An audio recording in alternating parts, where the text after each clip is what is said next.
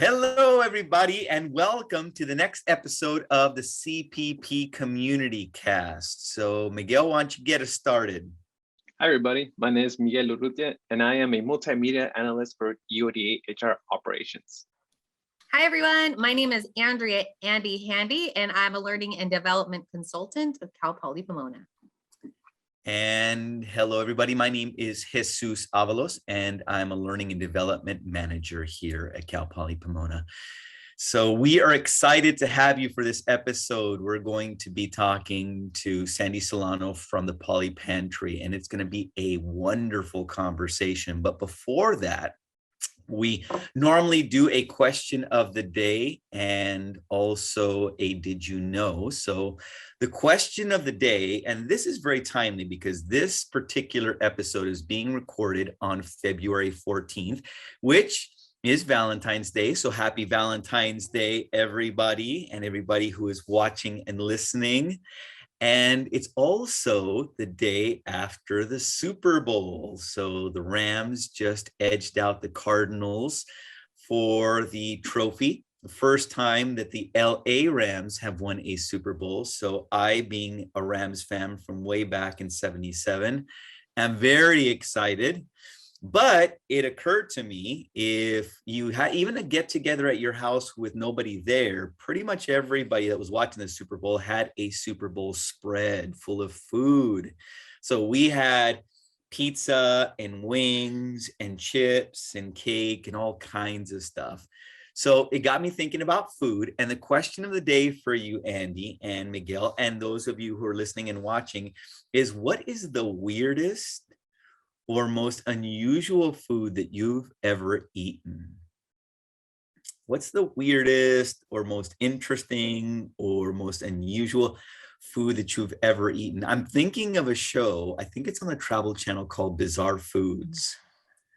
I'm thinking of that. So what is the weirdest food that you've ever eaten?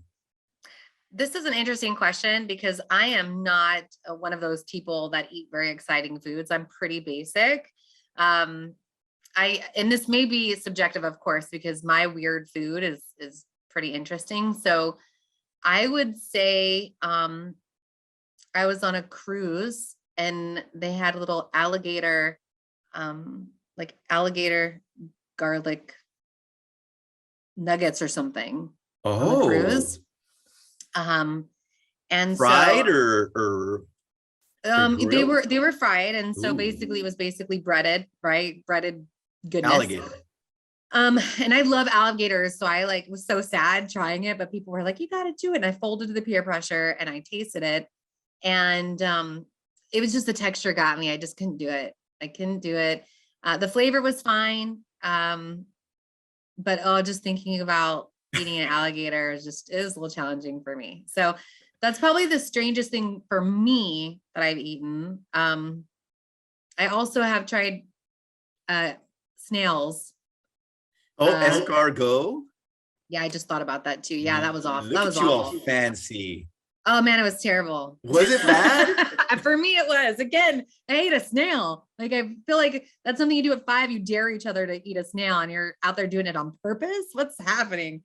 So yeah, those are probably my 2 biggest ones. I want to eat snails just to use those mini forks because they have little tiny like in forks. Pretty Women. Remember? In Pretty Women. And you always snail goes somewhere. Oh, that's pretty good. I've not had either of those. I've not had alligator and have not had escargot. So that you got me beat by 2, Andy. Now you got to top that, Miguel. What's your interesting or unusual food? I mean, it was hard for me to think of any. Like, I'm like Andy, kind of basic. Well, I eat a lot of Mexican food, but I guess like I could talk about tacos that I've never eaten until recently. Like the menu items that usually don't you choose, and I've tried it recently, was like brains, sesas, I think that's what they call it. Like beef brains. Sesos. Like, it was kind of salty and like texture got me, so I didn't really like it. But that's something I guess I recently tried that it's always been on the menu, but I never really bothered. Just if it's not something I eat normally, then I would. But yeah, I guess that would be my go-to. It's not as crazy as Andy's, but yeah. No, you ate brains. I feel like it is as crazy as Andy's because I've never had it. Miguel's new nickname is Zombie. Brains. I like brains. All right, so I'm going to continue with Miguel's theme, actually, and it's a multi-part answer. So I am, as Miguel mentioned, I too, my culture is Mexican. My family's from Mexico. And so I'm very particular. I think probably like you, Andy, and you, Miguel, and probably a fair number of you that are watching or listening. I'm not a very adventurous eater. I'm very basic. And so when I eat, for example, tacos, I'm eating carne asada, steak tacos all the time, pretty much, or chicken. But there are lengua tacos, which are tacos made of beef tongue. And my father-in-law for the longest time has been trying to get me to have these. And apparently they are delicious. But my philosophy is I never want to taste anything that can taste me back. So I've never actually had them before, but apparently they're really good. So I actually broke down and tried them, and they actually are pretty darn decent, very tender. So that is that's my food. Now, as far as my weirdest drink is concerned, in Mexico, my family had a farm, and I love milk. And so I drink milk all the time to this day, but I never had fresh milk. And by fresh milk, I mean milk that still has little bits of hair in it. It was difficult to, and it was still warm and sudsy. I'll tell you, that was a traumatic experience for me. No offense to people who love fresh milk, but that was a little too fresh for my taste. But when in Rome, as they say. So yeah. So thank you, Andy. Thank you, Miguel, and those of you who are listening or watching. Thank you for answering along wherever you're listening. So now that leads us to the next segment, which is the Did You Know? This is where we talk about something interesting about Cal Poly Pomona.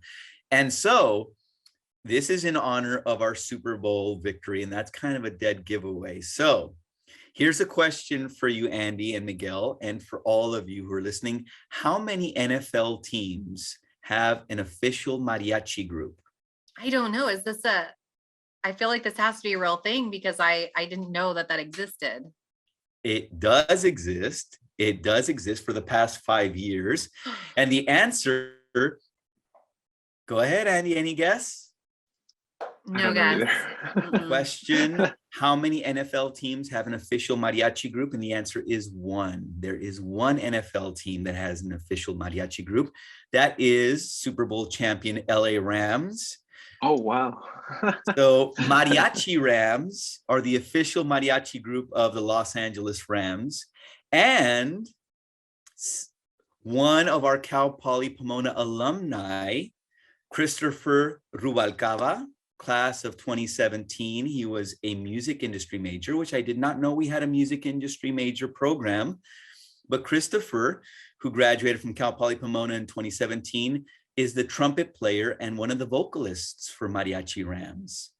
So he was there, I believe, at the Super Bowl playing. And if you look on YouTube, they have tons of videos.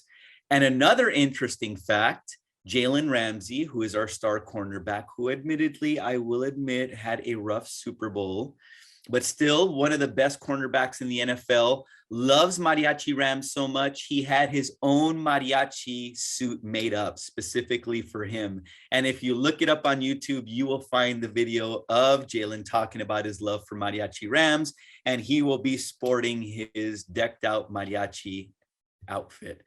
So that is the Did You Know? One NFL team has a mariachi group, Mariachi Rams, and one of our very own Bronco alumni is a member of the group. So that was the Did You Know? Did I miss it, Jesus? I didn't see the mariachis playing during Super Bowl, or maybe I just missed it. No, they played during commercial breaks. Oh, so everybody in the stands will be able to hear. Okay, yes, well, but if you look up Mariachi Rams on YouTube, you will definitely see them. And in addition, if you go to Cal Poly Pomona's Twitter page, you will actually see an article on Christopher and the Mariachi Rams. That is so fun. I'm wondering if we could even put a little snippet into this this video here so that people will be able to hear them. Ooh, that's a good suggestion. I don't know. Maybe Miguel can work his magic and make something happen. So either maybe a snippet, or we can definitely include a link to one of their videos in the show notes. So I thought you'd find that interesting and very timely in light of our Super Bowl victory. So check out Mariachi Rams. And next time you happen to go to SoFi Stadium for a Rams game, check them out and say hi to Christopher. That's awesome.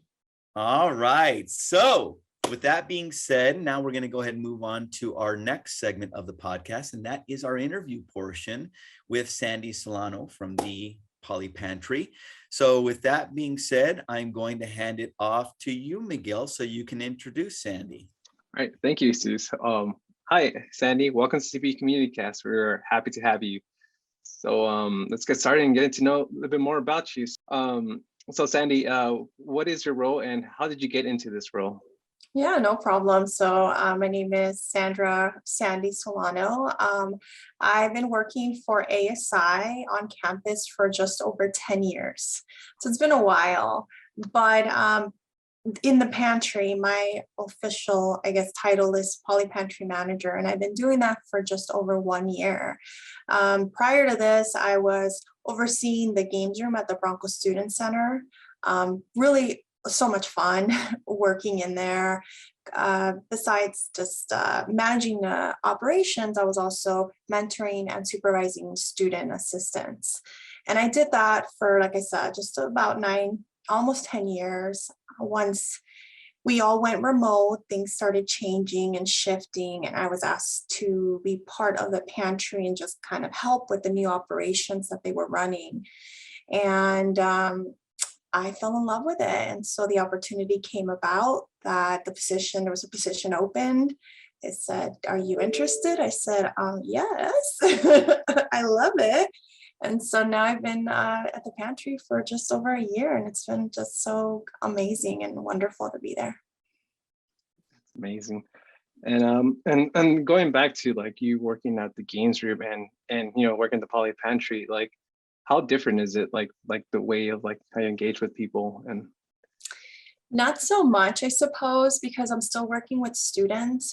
What's wonderful about ASI is that and the Broncos Student Union or Student Union, Bronco Student Center, is that the facility is run by students mostly.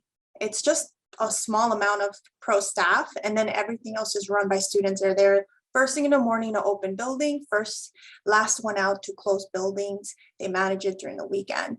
So it has been wonderful working with students. That's my favorite part. Giving back is maybe the only difference because of the way I give back.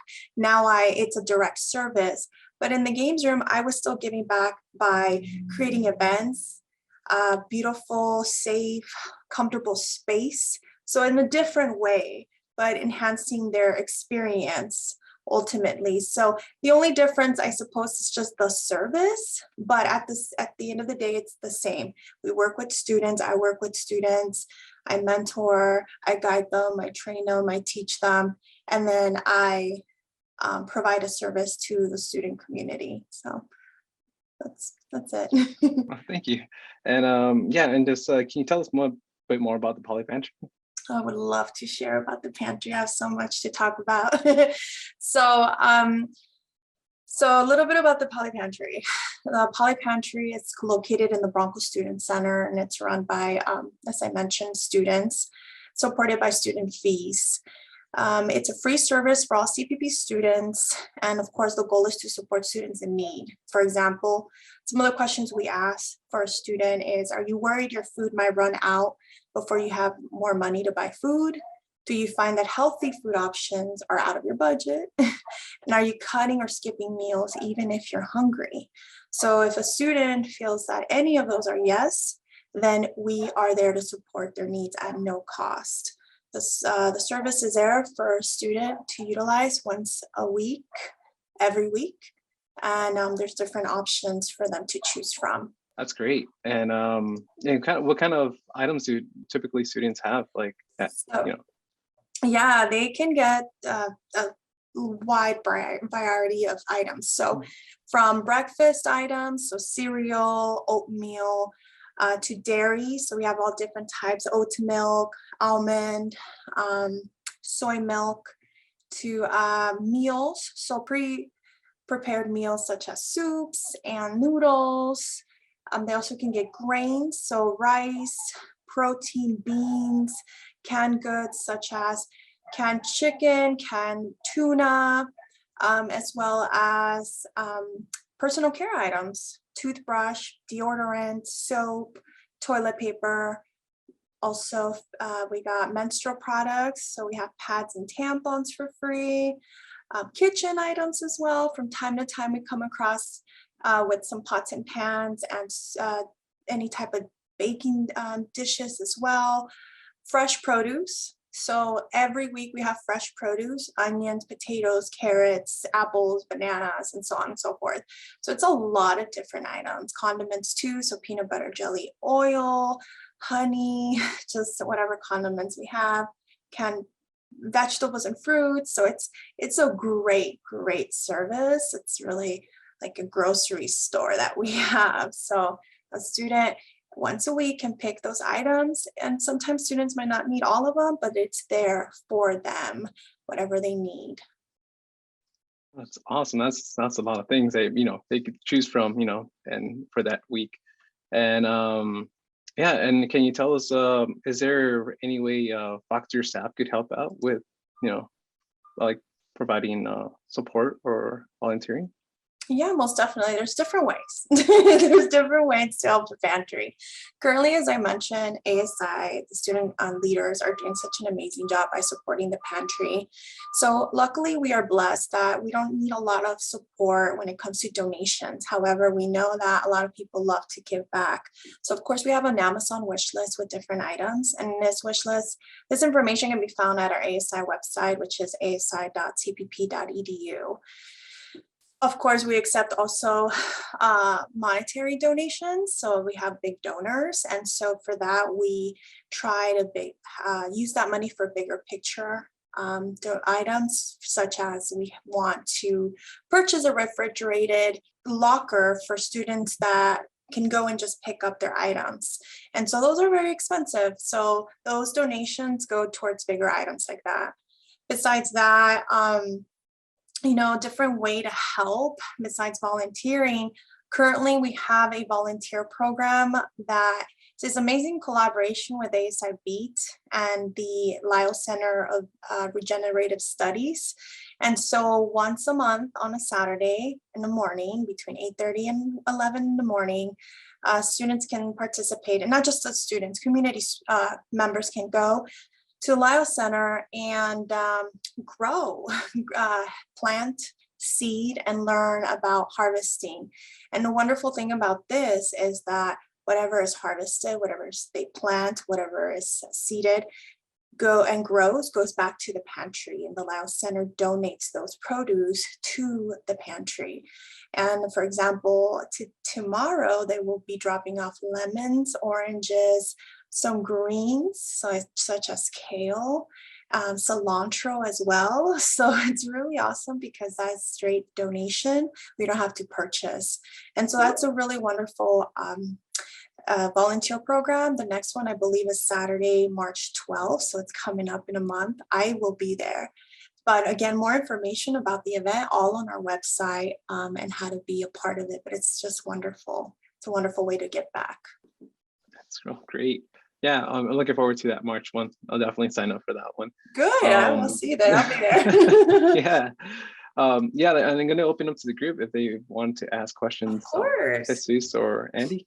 Yeah, I would love to. And so, Sandy, I think that the partnership with the Lyle Center is wonderful, especially because it sounds like a lot of the products that you have by necessity are canned. You mentioned canned fruits and canned vegetables, but with the Lyle Center, obviously you're getting fresh fruits and vegetables. That's right. So that's got to be nice for the sake of variety. That's right. Yeah. So we do purchase fresh produce already. So we do purchase that, but the Lyle Center donates it, so we don't have to purchase some of it. So let me pull up my email. So we're getting next week, tomorrow, oranges, lemons, grapefruits, radishes, leafy greens, possibly some broccoli and cilantro. So it's also items that normally we don't have. We kind of purchased the basics, which is potatoes, onions, carrots, tomatoes, bananas, apples, and oranges.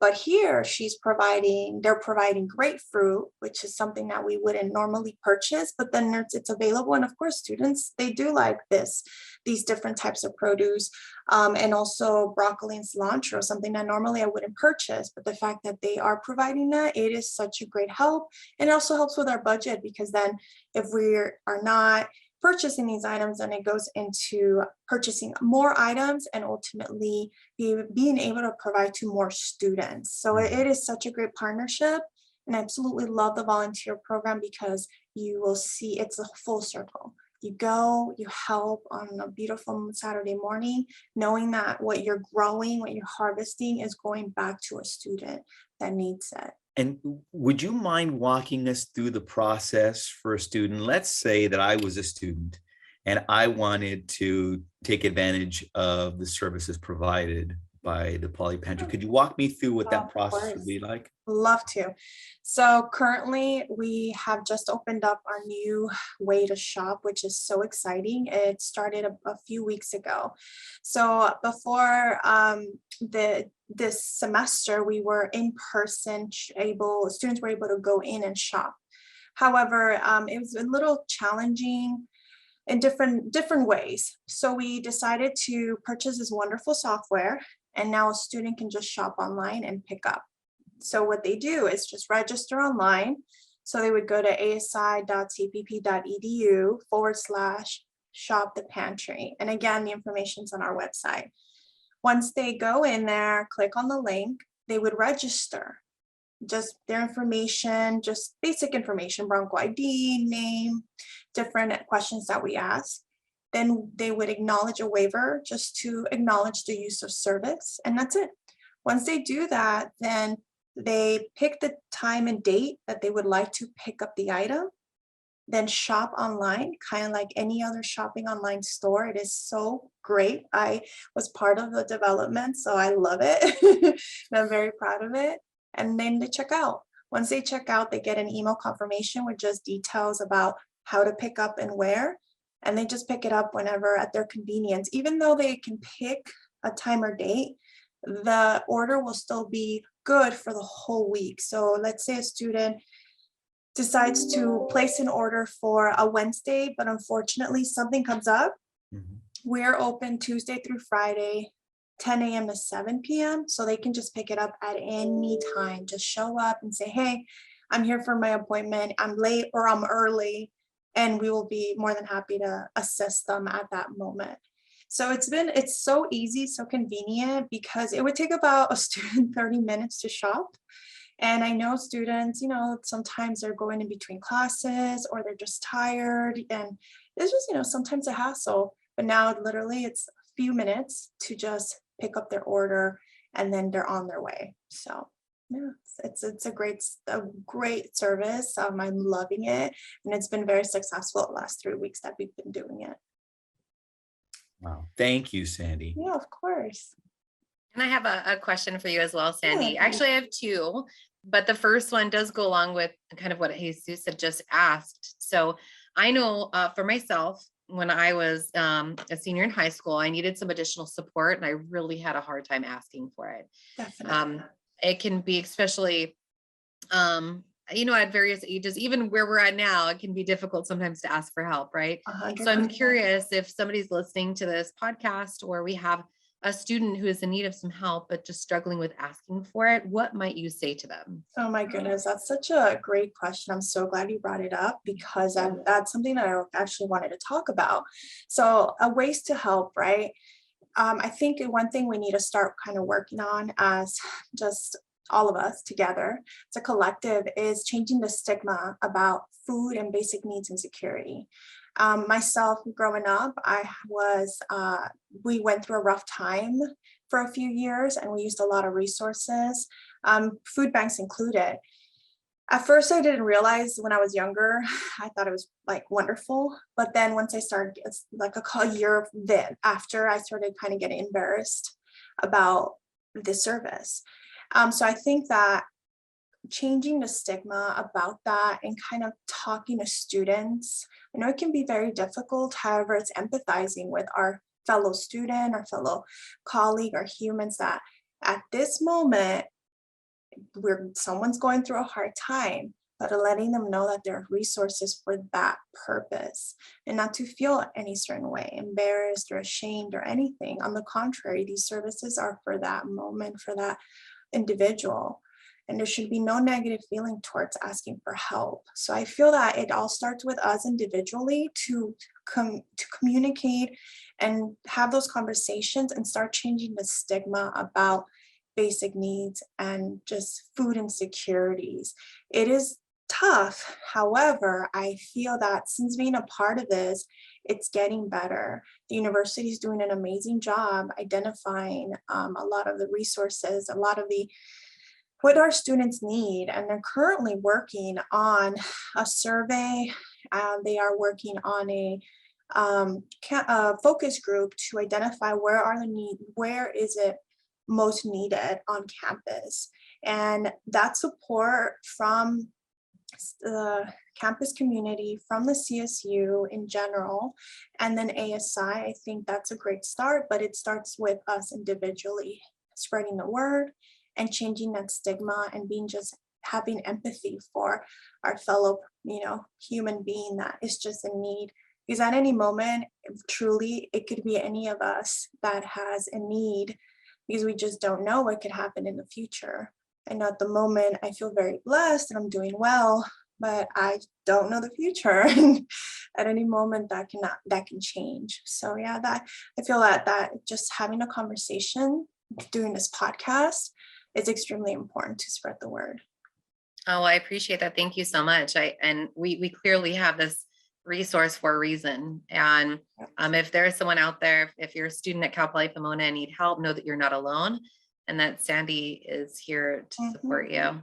We are here, ASI is here, CPP is here to help. We're doing really great things. I'm very proud of it. No, that's lovely. Thank you, Sandy. And my other question kind of goes along with ASI. So we've been hearing that term a lot, but let's say, for example, there's somebody who might be new to campus or as a student or as staff or faculty, and they're not really sure what that means. Would you mind sharing? ASI stands for Associated Students Incorporated, and it is a wonderful organization on campus that it's run by students for students. So any decisions, we have a board of directors run by students. We have a student government, all different types of officials from different colleges there to represent students and their voices. And this organization is run by students. They make the decisions. They are in charge of our budgets. They're in charge of initiatives. So it's not a group of administration deciding in different decisions and making decisions. It's students. So for example, for the pantry, I'm like kind of giving you a little insight. My yearly budget, I have to present it to our student leaders, and I have to identify and I have to justify if I need more money and why. And of course, I have to have a why and explain to them it's for our service. This is what I'm doing. This is the plan. And ultimately, they're the ones who decide on that. And I think it's so wonderful and powerful that students are able to make these decisions. So that's who Associated Students Incorporated is. It's an organization run by students. Ultimately, they run the student union. That's what it's called, but it's a Bronco Student Center, but it's a student union. It's such a wonderful way that it started, and it started with students. They wanted a voice on campus, and they're like, well, this is how we do it. So yeah, that's what it is. That's perfect. I appreciate that. Thanks so much, Sandy. No problem. No, that's amazing. It definitely gives them like a learn by doing experience, for later in life, other corporations or government. That is correct. Yeah, and we have students that served in our board that are working in different organizations in Sacramento, and it's wonderful. So it's very empowering. That's amazing. That's really cool. And does anybody have any other questions they would like to ask? Or okay. And I guess with that, I'll hand it back to Jesus. Great. Thanks, Miguel. And I think it's perfectly appropriate saying that you're talking about students that are going on to do great things, because we have a student that is actually just finished interviewing you. So Miguel's a former student and Awesome. now doing great things with us here in IOTA. So completely echo that sentiment. Definitely. So thank you for being so candid and sharing such great insights about the wonderful work that you're doing with the Poly Pantry. And now we're going to have a little more fun, and we're going to move into the next segment of our conversation, and that is the tip, trick, and hack and lightning round questions. So Andy, I'm going to pass it right on over to you. All right, perfect. Okay, Sandy. So the fun isn't over yet. We are just getting started. So for the tip, trick, or hack, really, you can share something with us that you feel like could be helpful in any of those areas. Now, keep in mind, it doesn't have to be about the Poly Pantry or food related or anything at all. It could be something that you want to share that it's gonna blow our minds. And if it doesn't, we'll still do this. So do you have one that you'd like to share? So I was thinking so hard what to share when you guys brought this up, but I think a little insight about me and what I love. So the 52 hike challenge is what I'm bringing to the table. Have you heard of it? Did you say 52? I just want to make sure I heard that correctly. 52 hike challenge. So 52 hike challenge is a beautiful movement that started in 2014. And it is pretty much you commit to hiking once a week, every week for the year. That's it. It was started in 2014 by my best friend. And it's kind of funny. I'll share with you a little the story behind it. She was a city girl all the way, just never a hiking person. I've known her since elementary school. So when she started telling me in 2014 she was going to start hiking, I was like, okay. And so she said, she was going through a divorce. She said, I need to do something. I'm going to start hiking. And so she started hiking every week.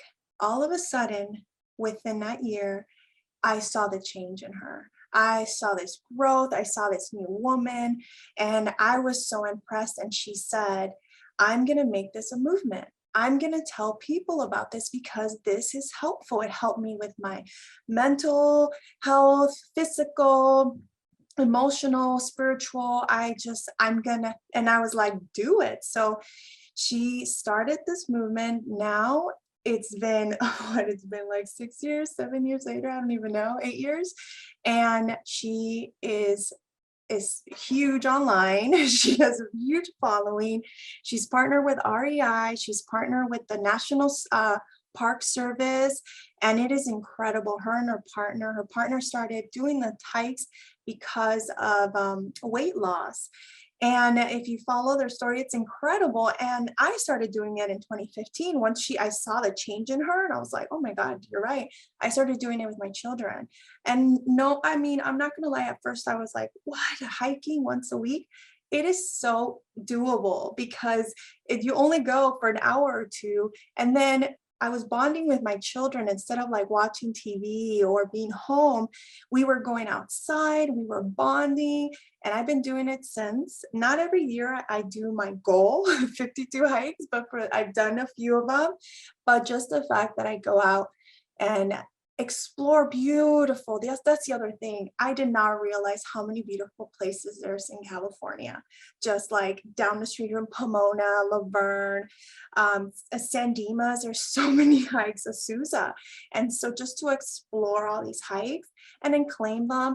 And so now she has a really cool thing going on where if you finish the challenge, you get a little medallion. So you can collect them, and it's such a great movement. She does big hiking trips. So 52 hike challenge, it's helped me not only with my relationship with my kids, but mentally, spiritually. On days that I'm very stressed, I just commit, and now it's just part of my routine. I just do it, and it is so easy. So 52 hike challenge. 52 hike challenge, so easy, everybody. 52 hikes.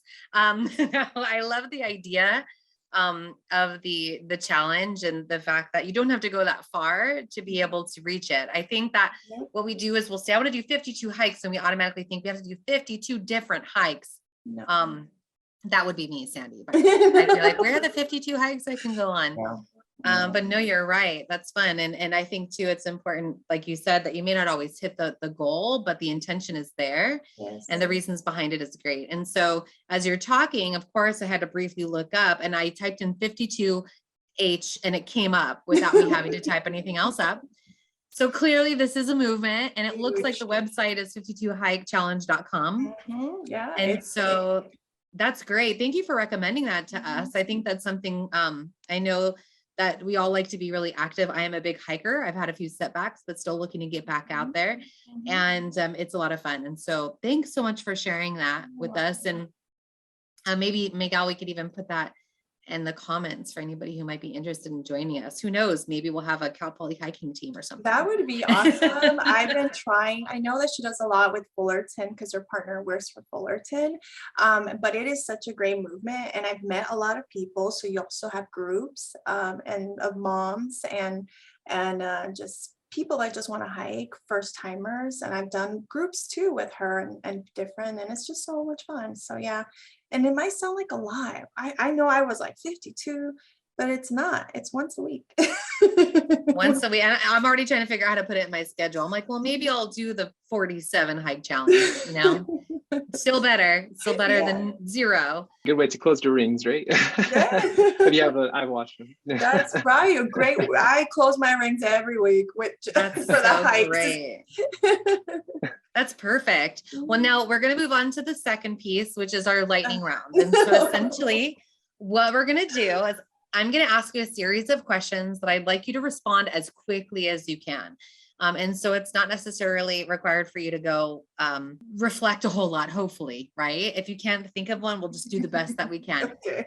And so I'm going to go ahead and ask the questions. I'm going to pull them. Here we go. Okay. Are you ready? I'm ready. All right, Sandy, first, what's your favorite day of the week? Friday. Did you have a nickname that your parents used to call you? Sandrita. Oh, cute. Last song you downloaded? Ooh, Cascade, Move For Me. Okay, perfect. Is it wrong for a vegetarian to eat animal crackers? No. On a scale of 1 to 10, how good are you at keeping secrets? Oh, an 8. Okay, good. If you could travel back in time, what period would you go to? Oh, that's a good one. 1990s. Favorite, good music. Favorite junk food? Oh, chips.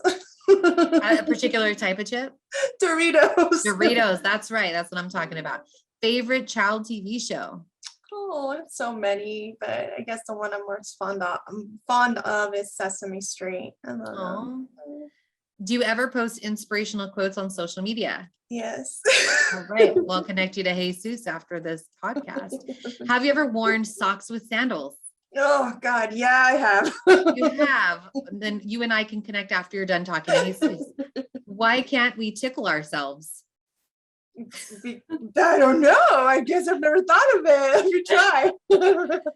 Oh my goodness. What's the best age?